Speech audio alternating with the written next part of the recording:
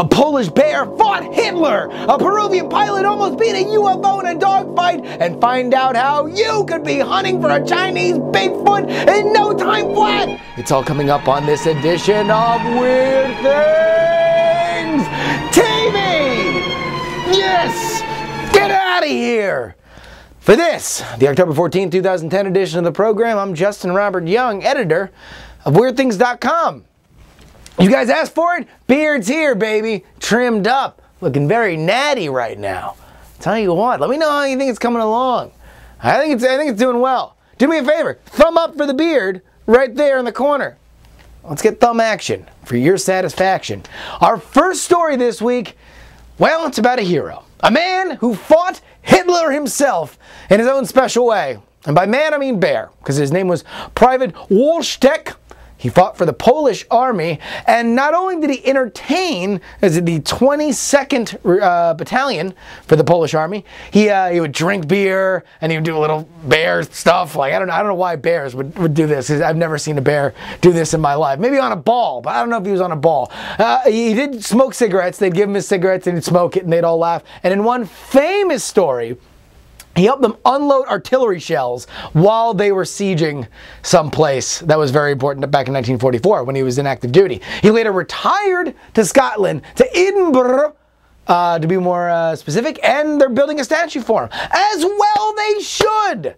In fact, why don't we know, like, as a common course, every single animal that fought Hitler? I feel like there should be a Hall of Fame just for animal soldiers, and specifically the best ones should be the ones who fought Hitler. A bear who fought Hitler. I don't know what else would come along with that. If you know something, let me know in the comments, because that is fascinating and awesome. It's awesome. Our next story, a Peruvian pilot in April 11th, 1980. Imagine that. A lot of us weren't born. I wasn't born. One day, all of a sudden, it's this top secret base on the corner of Peru and Chile, and they see a bogey, as they say in movies. That, I mean, I have no idea if they really call it, but in like Top Gun, they're like, bogey, bogey! So they see one, and he goes, and they scramble the interceptors, and they fly up there, and all of a sudden the dude sees what he now claims is a UFO, all right? Obviously. In cases like this, where, you know, it's not really a UFO, the guy was just disoriented, but going on this dude's word, he saw a UFO. And if we are to take this man at his word, then it was the first time ever that a UFO was actively engaged by a military person, a man behind in a cockpit, controlling a plane, fought in a dogfight fashion a UFO. It happened in Independence Day, but it doesn't count because it's a movie. This was real life. So he's chasing the UFO. According to him, it says it violates the laws of inertia by stopping absolutely still, going up, and it was at that point, and in his description, not mine, he says the hunter became the hunted, and the UFO came after him. He narrowly survives with his life, lands back at the base, and he says, what gloating pieces of garbage this alien is. They can see the UFO for another 2 hours.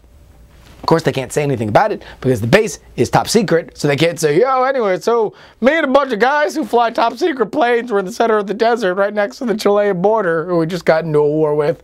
So they couldn't say anything, but now he can, and now he's saying it. So, I mean, all right. You can talk about whatever it is, okay? It could be a UFO, it could be not. But, like, it was something, right? I mean, maybe it was another plane, and maybe this guy's just a blowhard, but he was flying around with something, right? Unless he was just doing something else. He was goofing off. He needed a reason why he wasn't on base. UFO! Brr. It's a Peruvian Air Force, total party. I don't know. I'm not slandering the Peruvian Air Force, by the way. Our final story, and here's something that you can play at home, folks. If you're sitting around saying, Berg, I'm flipping burgers for a living, this sucks. I need an awesome job. Because I don't know if you've picked up on this, jobs aren't really easy to come by these days.